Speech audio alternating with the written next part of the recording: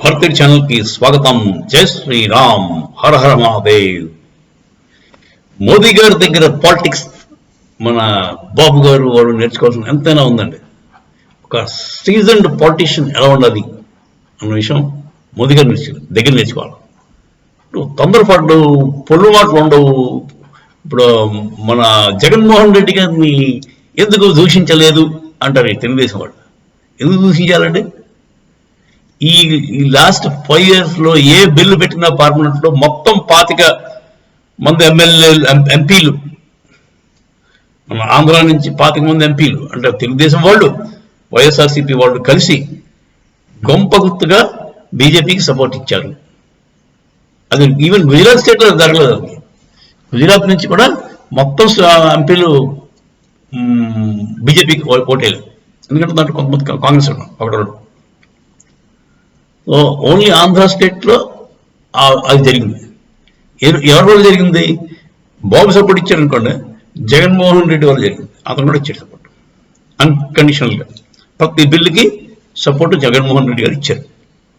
దానికి ప్రతిగా దానికి క్విట్ ప్రోకోగా జగన్మోహన్ రెడ్డి మనకి నేర్పించింది క్విట్ ప్రోకోగా మన మోదీ గారు ఇతనికి కావాల్సిన ఫండ్స్ అన్ని గవర్నమెంట్ నుంచి రావాల్సిన ఫెసిలిటీస్ అన్ని కూడా రిలీజ్ చేశారు. వాళ్ళిద్దరికీ మంచి అండర్స్టాండింగ్ ఉందండి. ఇలాంటి పరిస్థితుల్లో జగన్మోహన్ రెడ్డి గారిని వేదిక మీకు వచ్చి ఎందుకు తిట్టలేదు అని అడుగుతారు మన వాళ్ళు, ఈ తెలుగుదేశం వాళ్ళు. ఇవాళ వచ్చారు వీళ్ళు పక్కన వచ్చారు, ఇవాళ దాకా తిడుతున్నారు తెలుగుదేశం శ్రేణి. వాళ్ళ సోషల్ మీడియా కావచ్చు, నాయకులు కావచ్చు, అందరూ ఇవాళ దాకా మోదీ గారిని ఇష్టం వచ్చినట్టు బుర్రలు తిట్టారు. ఇవాళేమో మా పక్కన వచ్చేసావు కదా, ఇప్పుడు మేము జగన్మోహన్ రెడ్డిని తిట్టమంటే ఎలా తిడతారండి అతను? ఆయన అమాయకుడేం కాదండి మోదీ గారు. ఇది సీజన్డ్ పాలిటిషియన్. అసలు బాబు షుడ్ లెర్న్ ఫ్రమ్ మోదీ. ఒక పాలిటిషియన్ 40 ఏళ్ళు 50 ఏళ్ళు 60 ఏళ్ళు ఎక్స్పీరియన్స్ ఉంటే సరిపోదండి. ఈ మాట తీరు కరెక్ట్గా ఉండాలంటే ఇవాళ పొగడేసి రేపు తిట్టేసి మళ్ళీ ఎల్లుండి పొగడేసి ఏంటిది? పొగడొద్దు, తిట్టొద్దు. ఓ ఎత్తేసిన పని లేదు, ఓ తిట్టేసిన పని లేదు. కొంచెం లెవెల్గా ఉండాలి, సరి సమానంగా ఉండాలి. ఆలోచన సరళి, మాట. కామరాజు నాడారండి. అతను ఏ మాటకైనా తొందరపడట్లేదు. ఎంత ఉద్రేకపడి అవతల వాళ్ళు ఎంత ఉద్రేకపరచడానికి ట్రై చేసినా ఇతను నిండు కొండలో ఉండేవాడు. ఒక్క మాట పొడి మాట ఉండేది కాదు, తొందరపడి ఉండేది కాదు. కామరాజు నాడార్. మన పివి నరసింహారావు గారు క్లాసిక్ ఎగ్జాంపుల్. ఎక్కడ మాట్లాడాడు, అతను ఏ పని చేస్తాడా, అసలు అతను పని చేస్తాడా ప్రైమ్ మినిస్టర్, ఇదే నాన్ వర్కింగ్ ప్రైమ్ మినిస్టర్ అని కొంతమంది ఆరోపణ చేసేవాడు. అతను పని చేయడం కానీ యాక్షన్ వెయిట్ చేసి ఒకటే దెబ్బ వేసాడు, ఫినిష్. ఆ దెబ్బతోటి మొత్తం ప్రాబ్లం సాల్వ్ అయిపోయింది. ఆయన he is not a guy to procrastinate, అంటే అలా సాగిద్దాం మనిషి కాదండి. ఆలోచించి కరెక్ట్ టైమింగ్ వచ్చి కొట్టాడు. అవసరమైతే వెంటనే యాక్షన్ ఉంటుంది, లేదంటే వెయిట్ చేసి ప్రాబ్లం సాల్వ్ అయ్యేదాకా ఏ టైంలో ప్రాబ్లం సాల్వ్ అవుతుందో అప్పుడు ఇంటర్ఫియర్ అయ్యాడు. ఆయన మహామేధావి అండి పివి నరసింహారావు. ఆయనకి ఎక్స్పీరియన్స్ 60 ఏళ్ళు రాజకీయ జీవితం అంటే అది కరెక్ట్ ఎక్స్పీరియన్స్ అండి, సరైన ఎక్స్పీరియన్స్.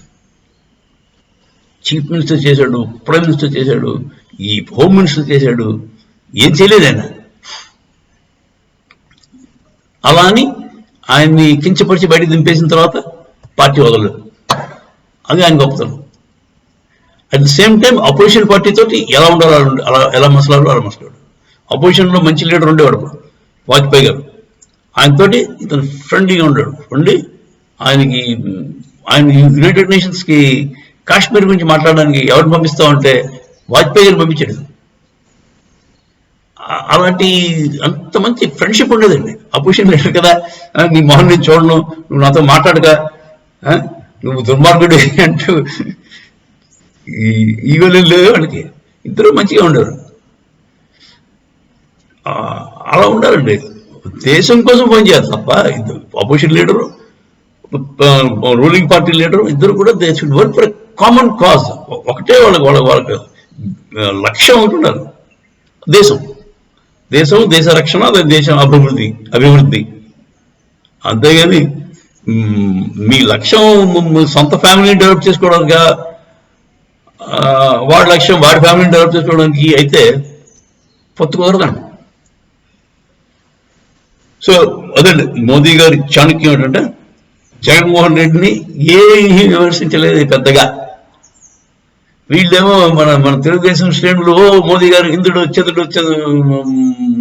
మహాత్ముడు, ప్రపంచంలోనే గొప్ప లీడర్ అని చెప్తూ ఊరికే పొగిడారు. ఆయనకి అర్థమైపోయింది వీళ్ళు ఎందుకు పొడుతున్నారు. మొన్నలాగా తిట్టినవాడు కాదు పొడితే ఎవరికైనా కొంచెం అసహ్యం వేస్తుంది. సరే, మరి ఈ పవన్ కళ్యాణ్ కూడా పాపం బాగానే మాట్లాడాడు, మోదీ గారి గురించి గట్టిగా చెప్పాడు, అది పర్వాలేదు. కానీ మోదీ గారు మాత్రం వైఎస్ఆర్సీపీని పెద్దగా ఏం విమర్శించలేదు. అట్ ద సేమ్ టైం అతను ఈ 5 ఏళ్లలో జరిగిన అభివృద్ధి గురించి చెప్పొచ్చాడు. అంటే ఇతను ఆధ్వర్యంలో, మోదీ గారు జగన్మోహన్ రెడ్డి గారి ఆధ్వర్యంలో జరిగిన మంచి కార్యక్రమాల గురించి మాట్లాడు. అది ఎవరికి పాజిటివ్? దానివల్ల లాభం ఎవరికి చెప్పండి? జగన్మోహన్ రెడ్డి. సో కొంచెం మరి మోదీ గారు ఎటున్నారా, ఇద్దరు దగ్గర దండాలు చేస్తున్నారా, మరి అంటే మనకి ఏదో రింగ్ టెన్నిస్ ఆడేవాడు పూర్వం సాయుధుడు. ఆ సాయుడు అటు చూసి ఇటు విసిరాడు వండి, ఇద్దరు దగ్గర దండాలు అంటుంటాడు, మనకి హిందీ రాజుని. అలాగా మరి మోదీ గారి చాణక్యం అంటే నాకు ఇంకా బాగోలేదు. కాకపోతే అతను అంత అవుట్ అండ్ అవుట్ ఎవరిని విమర్శించే మనిషి కాదని. అందులో మొన్నదాకా ఇప్పటికీ ఉపయోగపడుతున్న జగన్మోహన్ రెడ్డి ఎలా విమర్శిస్తాడు? చేయలేం, కష్టం కదా. ఒక మాట అన్నాడు, వాళ్ళ చెల్లెలు షర్మిలను అతను ఒకటే, వాళ్ళిద్దరు నాటకం ఆడుతున్నారు అని చెప్పి ఒక మాట అన్నాడు. తర్వాత ఏమో వైఎస్ఆర్సీపీ మినిస్టర్లు ఒకరికొకరు కాంపిటీషన్తో కరప్షన్ పడుతున్నారు అన్నాడు. అది నిజం కాదు. ఎందుకంటే నాకు తెలిసి వైఎస్ఆర్సీపీలో కరప్షన్ ఎవడని ఉంటే ఓన్లీ జగన్మోహన్ రెడ్డి గారే. ఆయన తింటాడు, ఆయన ఎప్పటికీ తినబట్టలేదు. లోపల చాలా చెప్పారు. మా ఊరు ఎమ్మెల్యే, తర్వాత